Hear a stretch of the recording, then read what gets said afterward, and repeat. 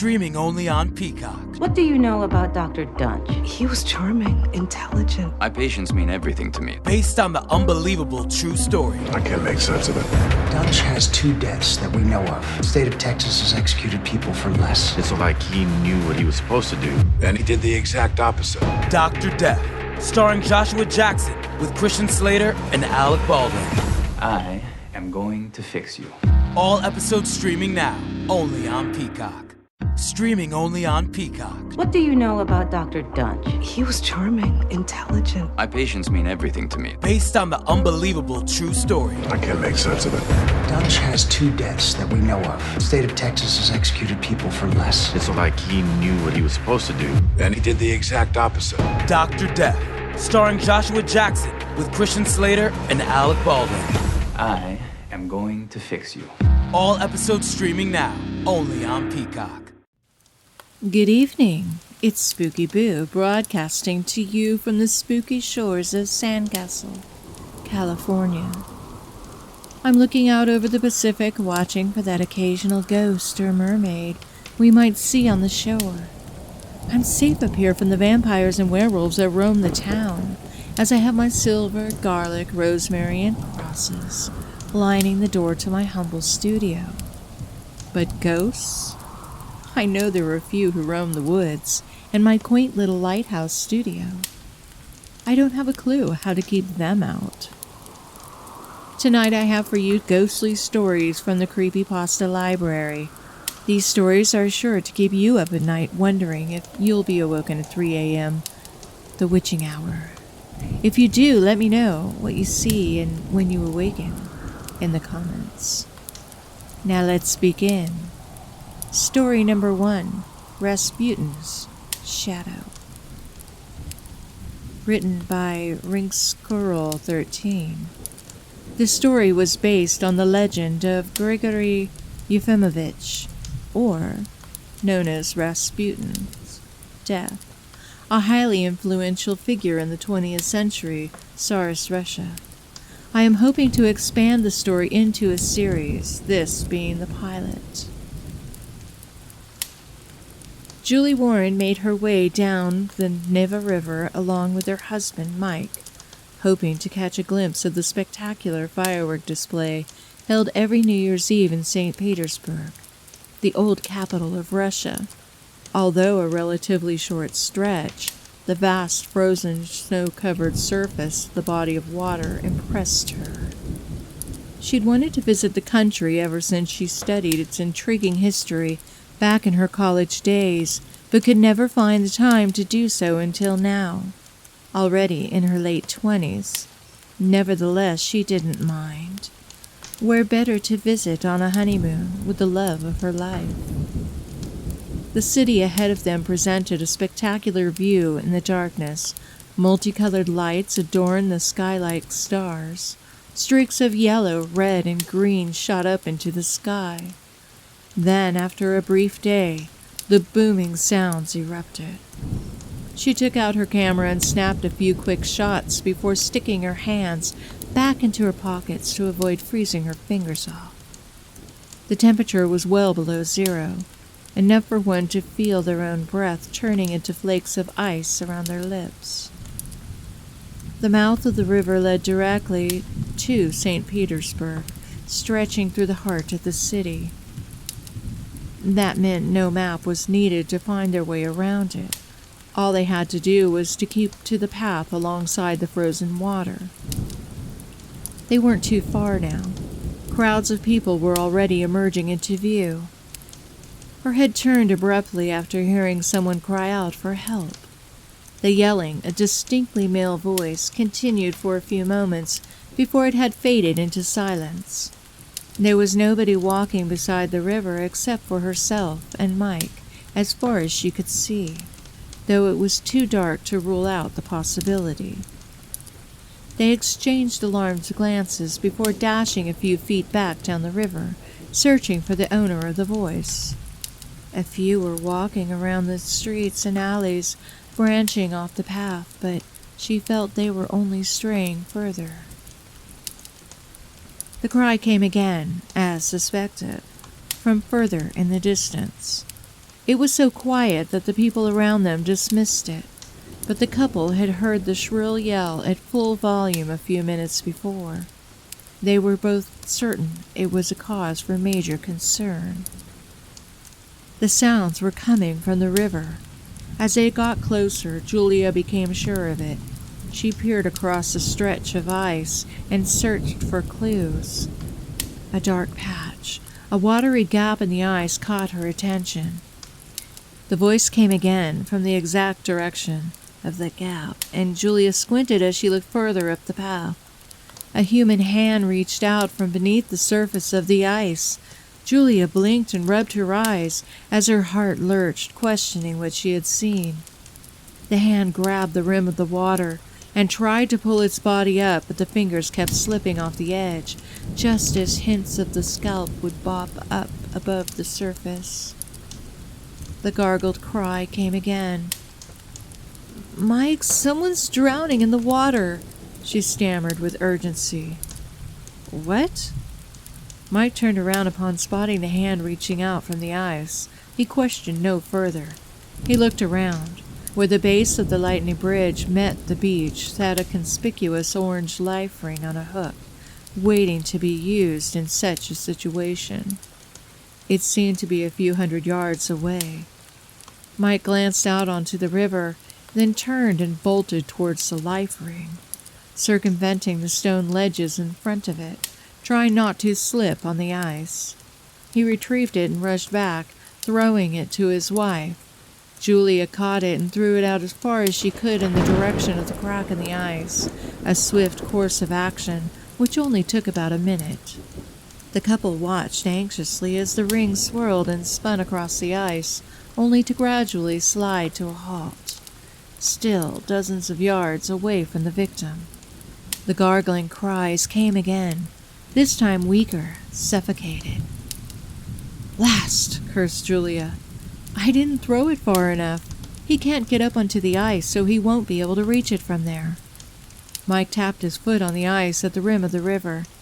He spat and removed his backpack, slamming it forcefully down on the ice twice. It didn't crack. "Mike, what—" "Don't just stand there. Call the police or the fire guys or whatever. I'm going to deal with this shit. Just stay where you are." "No, Mike, don't. What the fuck do you think you're doing? You could die. Michael! Mike!"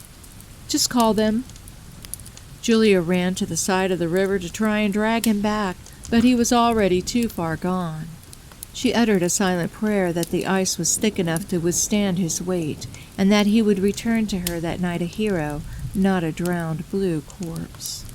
Watching him treading on eggshells like an acrobat scaling a tight rope, she took out her cell and tried to remember what Rush's emergency services number was. 102? 112? That was probably it. Hopefully they could understand English. She kept her eyes fixed on Mike, watching him from the riverbank as she spoke into the receiver. The further he walked, the faster her heart raced. Julia was able to breathe a small sigh of temporary relief after Mike raised a thumbs up from the distance, signaling that he'd reached the life ring. She smiled in response. He bent down and picked it up cautiously, wary of the thinning ice. As the snow disappeared and the ice became transparent like glass, his hubris dawned on him, and the fact that his life was in danger suddenly sunk in properly for the first time. Beads of sweat dripped from his forehead despite the cold as he tried not to gaze down into the depths below him, wishing he'd paid more attention to middle school swimming lessons. The water below the ice under his feet was almost black. It seemed to flow away from him, warning him to turn back. It took him another minute to reach the crack. He looked tiny from the banks. Julia saw him try to squeeze the life ring through the gap in the ice where the man was submerged, but it was too large to fit. He stopped for a few seconds, considering his options. Then he leaned forwards and reached into the hole, where the man's hand was grasping out from. Mike caught the man's hand and pulled him up. As thin as bone, his upper half seemed to be completely naked. and his skin was almost gray from the effects of the prolonged exposure to the freezing temperature. Had we been a minute slower, thought Mike, the man would have surely died. The man uttered something in Russian as he tried to clamber out with Mike's help, most likely an exhausted word of thanks. It was then that Mike took note of his odd features by the moonlight. From what Mike could make out, his balding scalp was host to a curtain of dull shoulder-length gray hair that hung in long strips plastered to the side of his face. His long, dripping beard was the most prominent feature of his visage. His eyes were closed, and there seemed to be a large bloody cut in his forehead, still running fresh down his cheeks. Mike had no idea how this man was still alive. In fact, there was a creepy atmosphere surrounding the fact that he was still alive. Perhaps he was Chuck Norris's grandfather, or Jesus, he joked to himself. At least a guy that thought he was Jesus, but soon discovered he couldn't walk on water. At least now, it looked like he had at least a slim chance of survival. Mike made some gestures of comfort, pulling the struggling man out further, until he was just about to support his weight using his elbows on the rim of the hole. Then he stopped trying to get out, and waited in that position for several moments, nodding silently to himself. Mike tugged at his hand in confusion, trying to remind the man that his life was in grave danger after his exposure, and there was no time to waste. The man opened his eyes. Mike's heart jumped. He held still for a while, becoming more terrified by the second. The man's eyes were the green eyes of a viper, glowing, emitting light into the darkness. The light illuminated his face, which was missing patches of skin and had exposed bones in its cheeks. The bones of his gums were exposed on the right side of his face, the flesh torn up. The left side of his head was deformed and caved inwards. The cut in his forehead was now clearly a bullet wound, but his stabbing, hypnotizing eyes were still his worst, most striking feature as he began to smile, a wide, crooked grin. The man, the ghoul, had incredible strength despite his emaciated frame. Mike felt himself being tugged towards and into the hole. He screamed and struggled, but balance wasn't on his side. Julia watched in horror, shrieking Mike's name. No way was this happening. She'd anticipated her husband's life was in danger, but she definitely hadn't seen this coming. Snake-like fingers gripped around Mike's neck as he writhed like a piglet in the hands of a butcher. His lungs were on fire, as was his broken neck, the last sensation he would ever experience. In his final moments underneath the water, he thought he glimpsed the shadows of women surrounding him, unclothed, frolicking in the water. He could swear he heard them giggling, spitting Russian insults, cackling at his miserable end. The ringing of ambulance sirens could be heard faintly in the background as Mike's body was hauled over the side of the ice into the freezing depths, accompanied by the melancholy wails of his new widow. 99 years I have been waiting, the man whispered to himself in Russian, the wide, toothy grin still plastered to his face. Exactly 99 years and 1 day. Holidaymaker missing in Russia.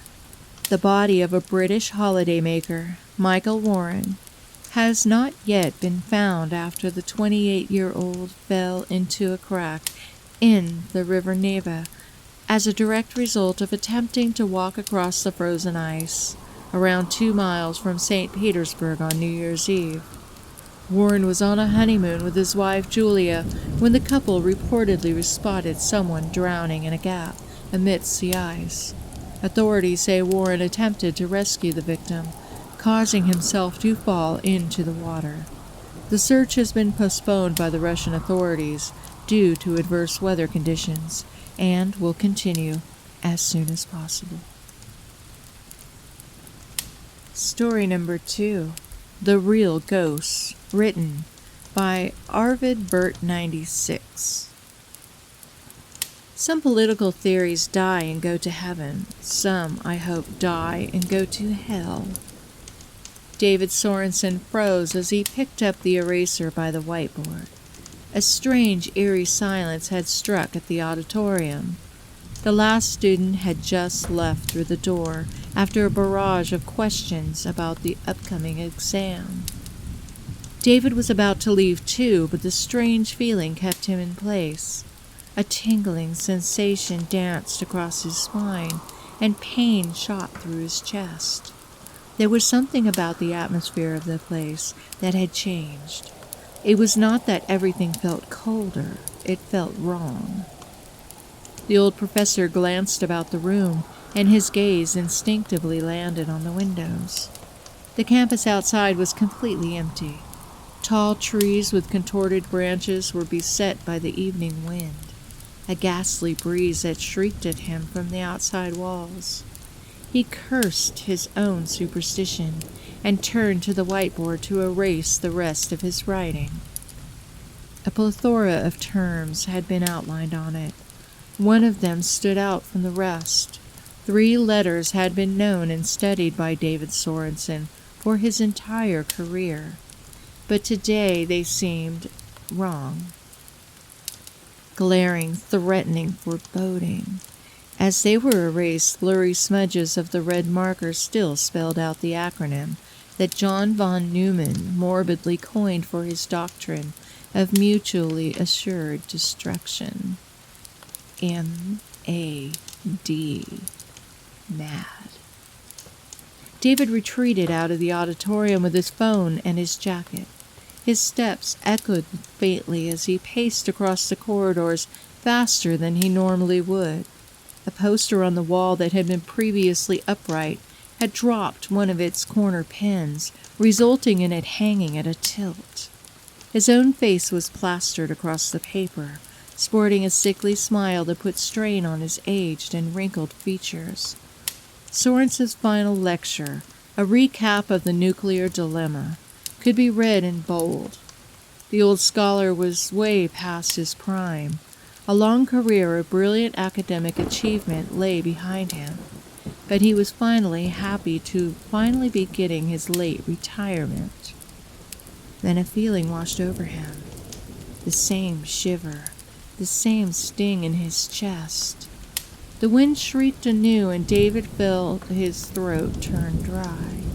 Even through the asphyxiating blanket of fear, his rational mind was still at work. There was nothing to be afraid of.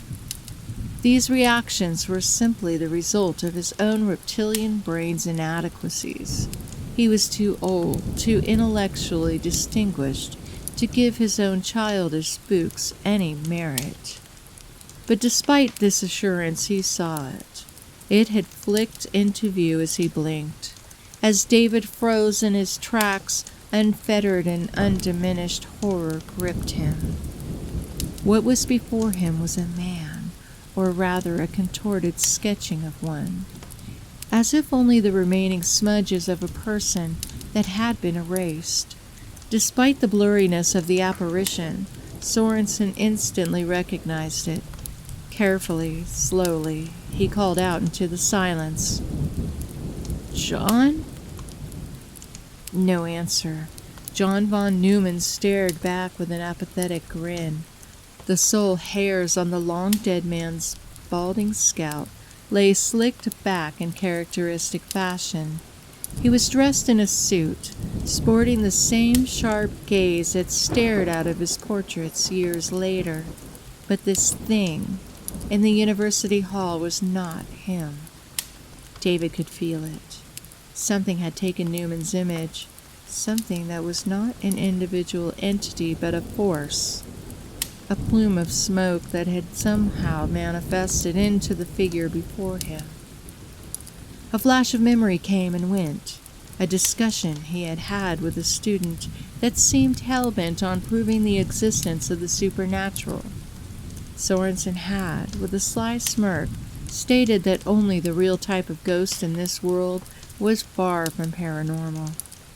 This type of ghost could possess countless humans and lead on the deaths of countless others. It haunted the halls of the university and the world beyond it. It could make dead men talk and could be just as evil as any demon.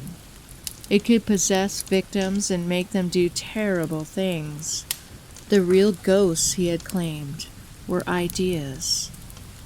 This is what the apparition was, an idea, the manifestation of a concept that had taken the incomplete shape of its creator. But something was off. It had, as all ideas have, been twisted by time and by the influence of others. The familiar faces of these others began to fill the corridor, some entirely clear, some blurred and faded in their contours. Every single idea that had ever haunted the minds of men, clad in the image of their architects. But the vision was brief. Suddenly, the stinging pain returned in twice the volume. Clutching his heart, David dropped his phone and fell to the floor. Death loomed, but for some reason he was content. He knew now that his own ideas would live on, here to forever haunt the halls of the learned and the learning. Ghosts that would carry his face among the giant thinkers that he had revered for so long. With his final breath, David Sorensen called out one final inquiry. He wanted to test his hypothesis. "What are you?" echoed across the corridor.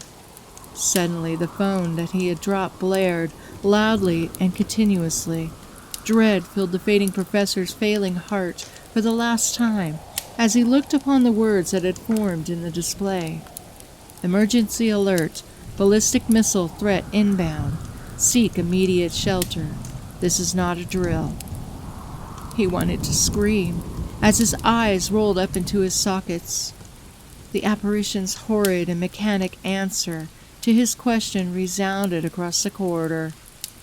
"Wrong."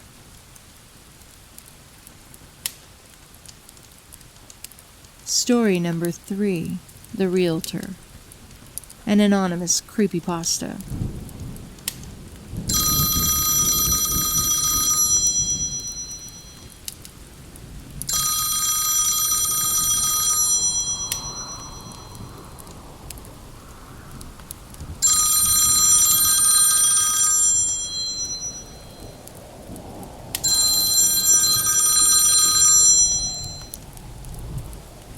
I cleared my throat, clasped the phone, and picked it up.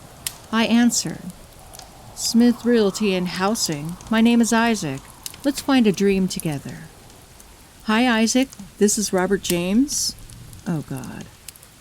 "Oh, yes. How are you, Mr. James?" "I'm good, Isaac. I'm real good." A pause passes, and I clear my throat again. Best to get on with it. "Well, Mr. James, I suppose you're calling in regards to our prospects."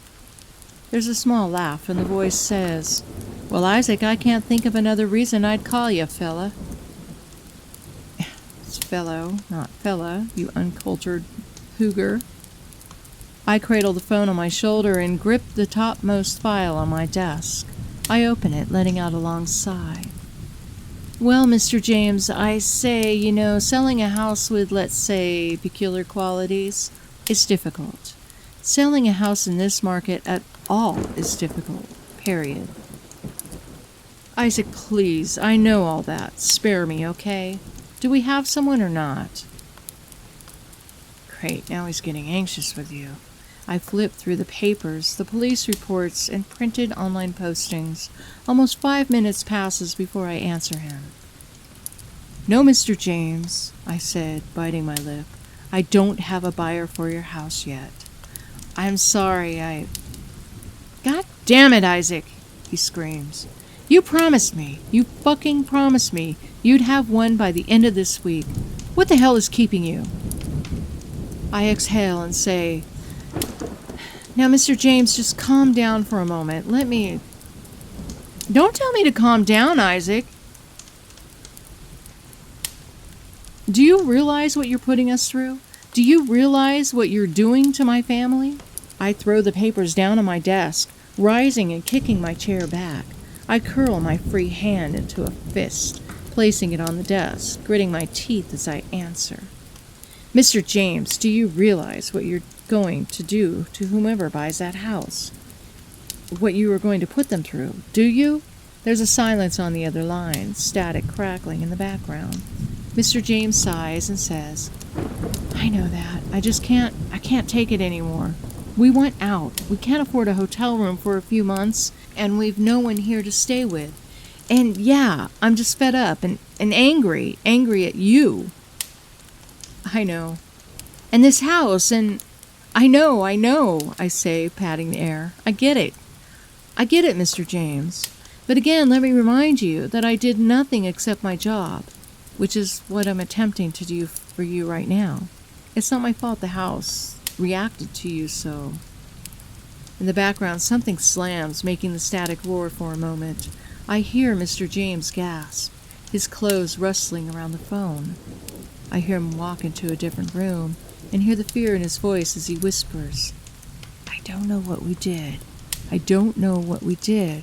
But I'm sorry. Great, now I've got to play counselor. I know, Mr. James, I know. And I'm doing all I can to aid you. Really, I am. But even given the problem, you realize that we're in need of certain circumstances. I mean, it's not like we can sell it to anyone in the area. Not with its reputation. On the other end of the line, a distant wailing moan begins, dying abruptly. Pounding like footsteps goes on, fading away as it goes farther and farther from the line. All the while, Mr. James just stammers, teeth chattering. Now, Mr. James, I'd like you to give me another week. Just one more. Can you do that for me, Mr. James? Another week, he says in a frantic whisper. Another fucking week, Isaac. We won't fucking be here, Isaac. We'll... Mr. James, let me remind you that all of these conversations are recorded, many of which are used in our advertisements. Any implications of abandoning the property will result in a full legal pursuit of the balance.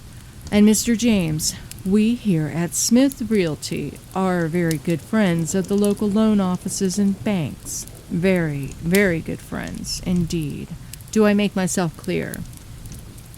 There's a scream, high and desperate, erupting from the receiver. I pause, hoping it's the end of the call, but no. Mr. James starts to cry, his pride holding it hidden as long as it can. He sniffles, he sobs, and says, You bastard, you piece of fucking shit. You're going to kill us. You're going to kill us all. I roll my eyes. Mr. James, you know I'm not responsible for this. You bought the house. You woke it up. This is all on you. Every last moment. Now, Mr. James, is that all? Are we done? The static on the line becomes unbearable. Faintly, I hear a voice on the other end, but it drowns in the crackling dirge.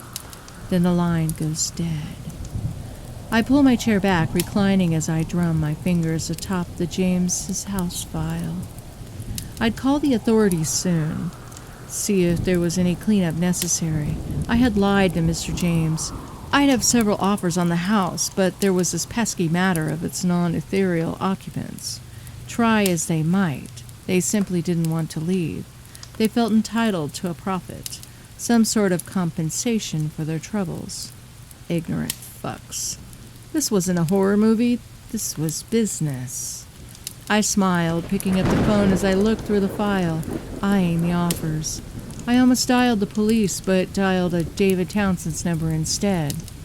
I said hello, and told him about the great deal I'd found on the property he was looking at. He was so happy he wanted to move in that day, or as soon as possible. We agreed to wait a week. A week, long enough for the bodies to be moved, the blood to be cleaned, and the spirits to rest. A week, more than enough time to put up new paint, a few plants, long enough to make it look like a completely different house. I'd have several weeks, just like this, and judging by the length of my list, I was going to have several more. Thank you for listening. If you enjoyed these stories, head on over to my website at www.scarystorytime.com. Click on Creepypasta and make a comment.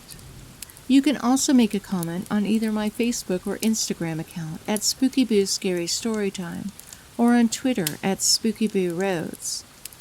I'd like to thank my listeners and Patreon members, including 933 The Bolt, Bubble Slayer, Ivy Iverson, Mad Joe, John Newby, Oliver, and PA Nightmares. If you would like to support Spooky Boo's Scary Storytime, please visit my website at www.scarystorytime.com/support to find out the multiple ways you can be a supporter of the show and help keep it running. Join me on Saturday nights in the Creature Features chat room, where I chat with my friends and I have fun watching the horror host Vincent Vandal interview fun guests, while Mr. Livingston puts up with Tangela's shenanigans. Get your showtime at www.creaturefeatures.tv. Oh, and I have merchandise. If you don't yet have a Scary Storytime t-shirt, or a Spooky Boo t-shirt or blanket, or even a pillow, check it out at www.scarystorytime.com/merchandise, and you can buy some really cool stuff. And that's all for tonight. I'll see you in your nightmares.